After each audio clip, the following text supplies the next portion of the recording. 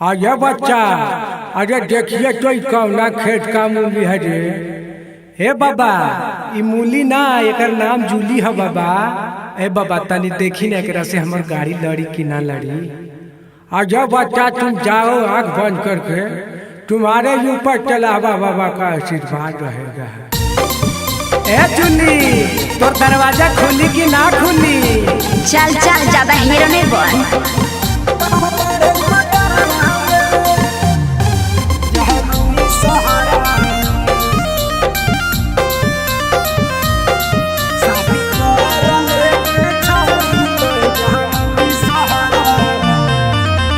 लिखल हो शादी हमरे सछौड़ी पढ़े पतरवा में।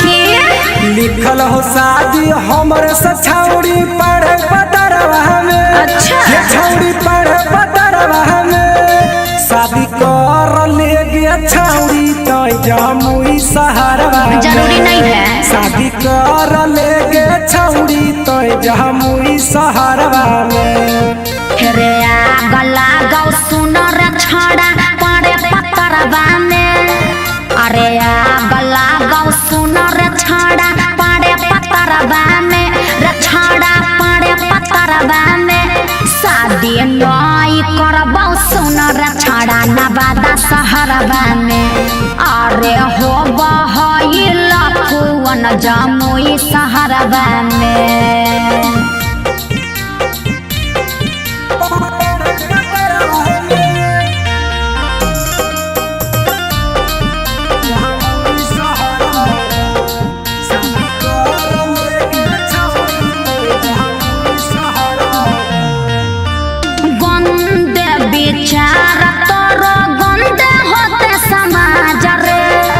जिला जमुई नवादा जनवे से रंगवा जागे। सुनही के छौड़ी सब समझो फुसला मत बुझले। गंदे विचार तोर गंदे होते समाज रे। जिला जमुई नवादा जनवे से रंगवा जागे। हे डलाइन में रहो है रोज पर भात खबरवा में। हे डलाइन में रहो है रोज पर भात खबरवा में। एक पर भात खबरवा में। शादी कर ले गे छौड़ी जमुई शहरवा में। शादी नई करबौ सुनर छड़ा नवादा शहरवा में।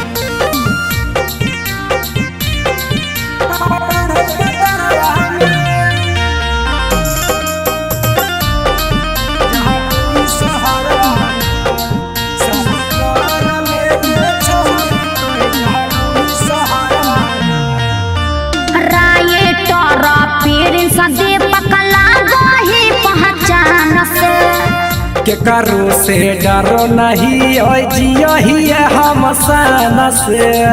गे के करो से ना डर रही सुन ले। चल चल ज्यादा हीरो नहीं बन। राये तोरा पीड़िन सदी पकला गही पहचान से। के करो से ना डर रही ओए जियो ही हम सन से। बस गेलही तू गे छौड़ी हमर करे जवा में। सही में बस गेलही सुने के रानी हमर करे जवा में। के छौड़ी हमर करे जवा में। शादी कर ले गे छौड़ी जमुई शहरवा में। शादी नई करबौ सुनर छड़ा नवादा शहरवा में। I love you.